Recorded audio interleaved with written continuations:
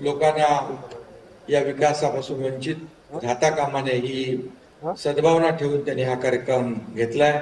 ऊन असो, पाऊस असो, वादळ असो, वारा असो आणि काही असलं तरी सुद्धा आपण सगळेच जण या राज्याच्या विकासासाठी झटत असतो आणि यापुढे देखील असाच वेगवान आणि गतिमान कार्यक्रम आपला सुरू राहील विकासाचा आणि कल्याणकारी योजनांचा. मोदीजी थोड्याच वेळात ऑनलाईन उपस्थित राहतील आणि आपल्याला मार्गदर्शन करतील. त्यांचं मार्गदर्शन आपल्याला ऐकायचं.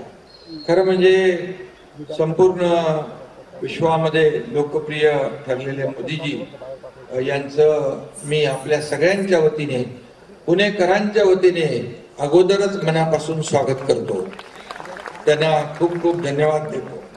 खरं म्हणजे सगळ्यात मोठी दुनियातली, जगातली एक मोठी ताकद म्हणून आज त्यांचा आपण पाहिला, गौरव पाहिला, नावलौकिक पाहिला, अमेरिकेतला सफल दौरा आपण पाहिला आणि अमेरिकेचे राष्ट्राध्यक्ष, ऑस्ट्रेलिया, जपान सगळेच प्रधानमंत्री ज्या पद्धतीने आदरणीय प्रधानमंत्रीजींचं स्वागत करत होते हे पाहून आता स्पष्ट झालंय की आता भारताला कोणीही महाशक्ती बनण्यापासून रोखू शकत नाही.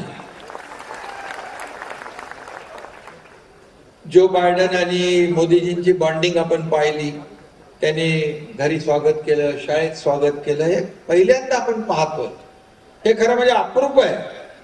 इतरही प्रधानमंत्री खूप होऊन गेले, परंतु आता जे काही प्रेम पूर्ण जगभरामध्ये, विश्वामध्ये आदरणीय मोदीजींच्या कार्यकर्तृत्वामुळे मिळतंय हे आपण सगळे भाग्यवान आहोत. हा आपला देशाचा गौरव आहे, अभिमान आहे.